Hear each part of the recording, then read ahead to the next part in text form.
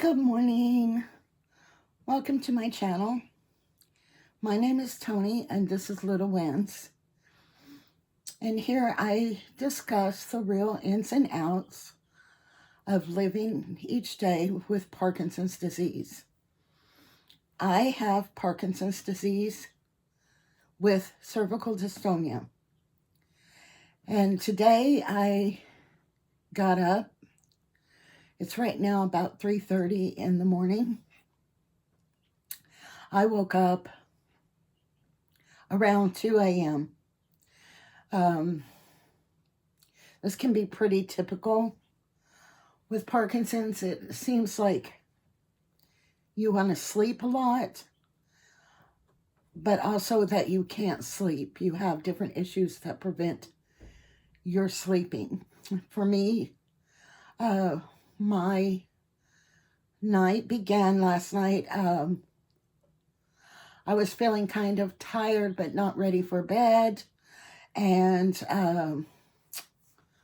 my legs were very weak. And it was a little bit extra more pain in my neck from the tremor. So I had laid down and I did fall asleep around 8 o'clock last night. And that ended up that I woke up at 1. Now, when I laid down just to relax for a moment or try to stop the tremors, then I didn't take the nighttime dosages of my medicine. And I had told you all a couple days ago that my doctor called in new medication for sleep, and it has been doing some good, and I know now how much good it was doing because of how I slept last night with a lot of thrashing and kicking, and how I woke up so early this morning. So that medication did help with my sleep. As I said before, it's pretty common. I have REM sleep disorder, and that means I kick around in my sleep a lot. There's a video about it I have posted, and it lets you know about that, and it is one of the early signs of Parkinson's disease. So anyway, I'm awake, and since I'm awake and the house is quiet and only the cats are around and the baby chicks are making a little bit of noise, it got my mind going. And when it goes like this, it's kind of difficult. So I want to get into that with you. I want to share that it's a hard thing that I personally go through.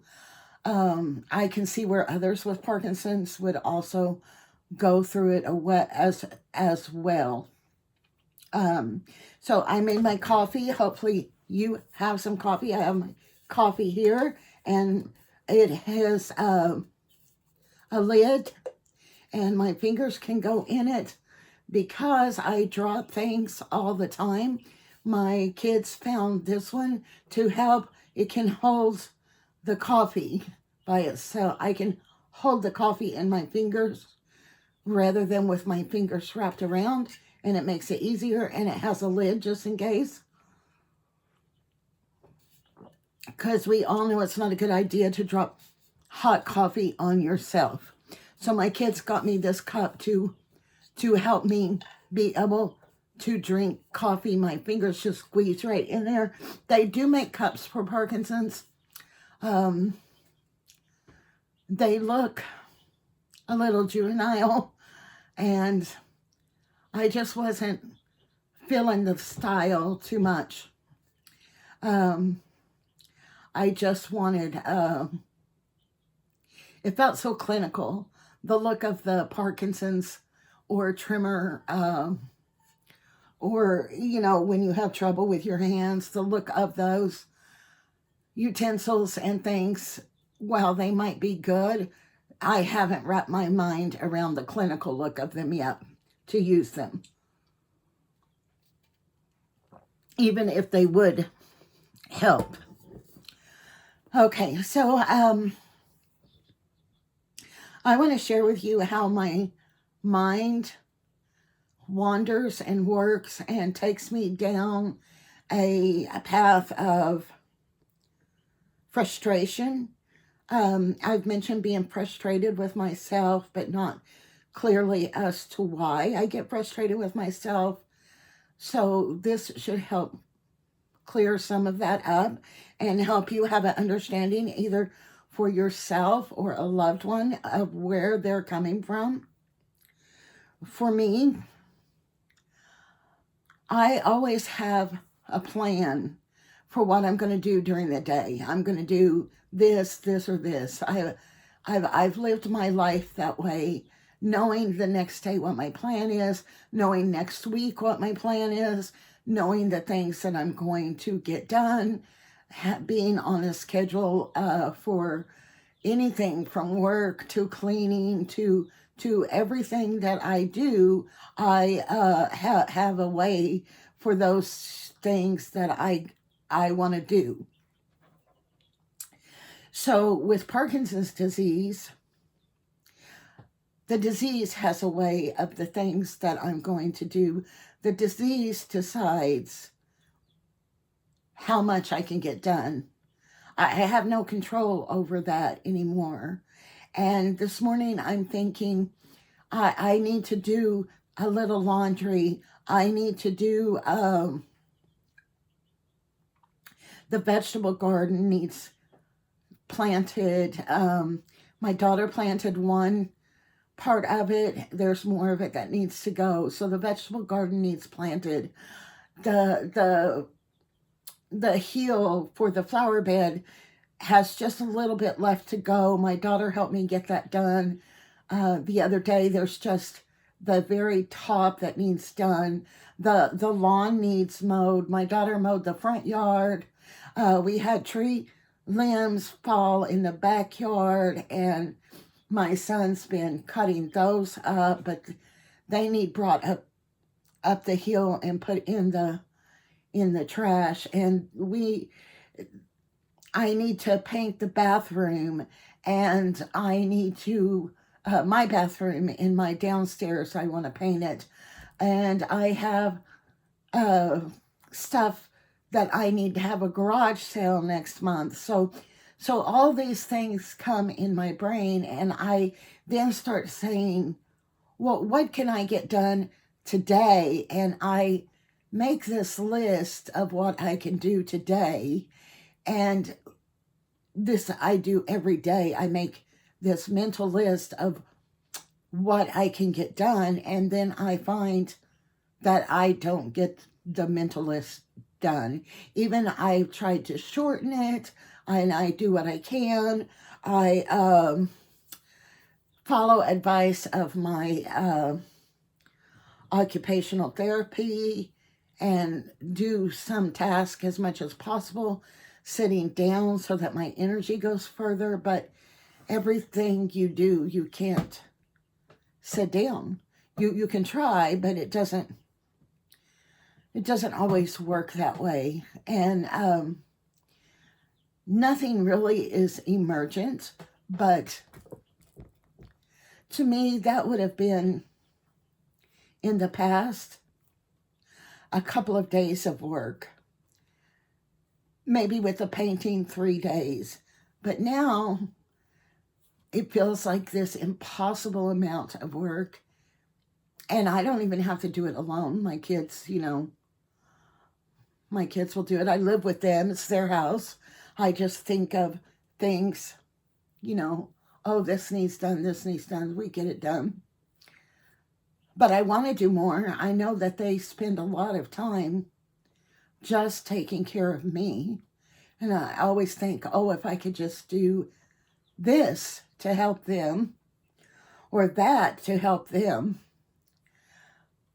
but it doesn't always work out that way. And in my brain, I get so frustrated, so angry because I said, why can't I do it? Why can't I do it? And I give myself a really hard time. I tell myself, like, I really talk badly about myself. And that's something I'm working on doing, is because I do give myself, or I'm sorry, not doing, because I do give myself such a hard time. And I have to always remember, hey, just because that's in your brain to do it doesn't mean you can't do it. So this is something that I've come to realize is part of my disease. And if you have family, friends, loved one with Parkinson's disease, the same can be said for them. You might find that they're agitated or irritated, and you can maybe ask them in a different way, or ask them if this is affecting them, if they feel frustrated about their limitations. Because while I have personally some cognitive issues, like doing a load of laundry, folding it up, and throwing it in the trash, while I have done stupid stuff like that, I also have regular thoughts, regular desires. I'm not a toddler in my brain, but then when it comes to actual execution of the things that you think of, it just gets so difficult, and you get so angry, and maybe people take it out on you, and you can ask them if they're having that same issue that I experience, where they're so frustrated. For me, I don't take it out on my kids. I take it out on myself. I say, I'm sorry, I fell asleep. I'm sorry, I didn't get this done. I'm sorry. But don't think that doesn't irritate my kids, because it irritates my kids. They tell me, you have nothing to be sorry for. You do what you can do. That's it. You don't have to be sorry. You don't have to explain. So us as patients, with our frustration and our things, we may take it out on those who are loving us and caring for us. And it could be in a negative or a positive way. So it's always a good idea if we ask. This is one place where you can ask. Do I have an answer for you? No. Every day is a new day that I have to remind myself that just because I want to get all this stuff done doesn't mean that I will get it all done today. What I do is I make my general idea of what I want to do, and I know it's too much. And I would love to write it down, but that's not always an option either. I can write something, but then I can't see it. So then I take the same mental list and I scratch some stuff off that list. And I say, well, let's wait on this, and let's wait on this, until I come up with 2 or 3 things that I'm going to do. So if I'm going to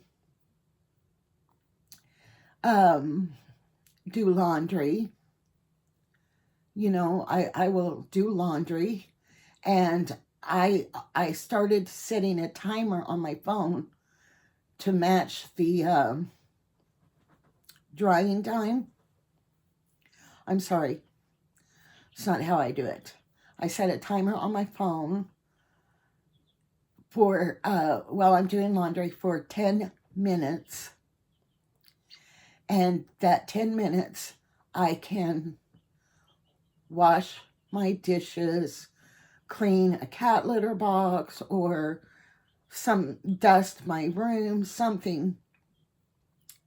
And then I set a timer for my, the time that the clothes are left to dry. I set a timer after that 10 minutes, and I set a timer for the 10 minutes so that I only do the 10 minutes, and then I do the time for the dry, and then I sit and relax so my legs can still hold me up, and so what I can call calm down. When I sit and talk to you, my tremor's not as bad as when I'm up moving around. This is true for people with Parkinson's. The more stressed, tired, worked their muscles are, the harder their tremor gets.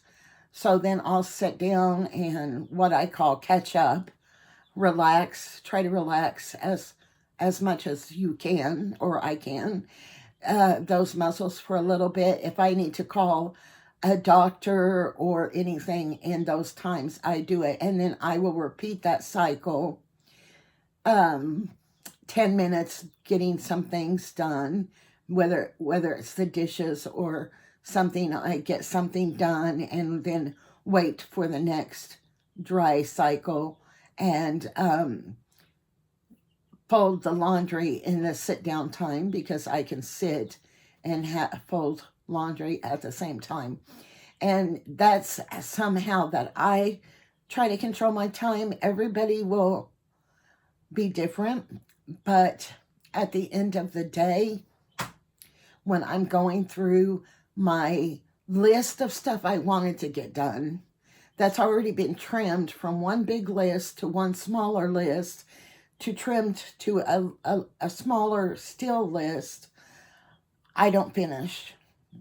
And not finishing what I wanted to do each day has been a struggle, because that's something I've always tried to do. If I had plans to do certain things for the day, then it has always been important to me to get those things done. So that's a hard area to live from. So far, I have not wrapped my mind around putting all of this together and making it work for me. I'm trying to make it work for me. I'm happy if you have any suggestions to put it in the comments. I left out that I have to do my PT during the day as well. So that always has to be fit in, and some occupational therapy as well has to be fit into my day routine. These things are important because I need to have, keep moving. You have to walk to keep your legs moving and keep them working. But at the same time, if you make your legs too tired, or my legs are too tired, they collapse out from underneath me. So it's always every day with balance. And you have to prioritize the things that are important, of course. So the best way to do that, and the best thing that has happened for me, is I started trimming down my list, and I am practicing, because I haven't done it yet, I am practicing to forgive myself for not having something done. I am practicing and trying to learn not to apologize for not having something done. And I'm thankful that I don't get angry with others about it. But if your loved one has some kind of issue, being upset, whether it be sad, angry, irritable, mad at you for no reason, this may be the reason that they're internalized, that they are not able to do things, and they don't know how to let that feeling out or mention it. So maybe if you brought it up to them, you could help them work through it that way. And if you are the patient, if you can stop and think that maybe this is why you feel this way, maybe you can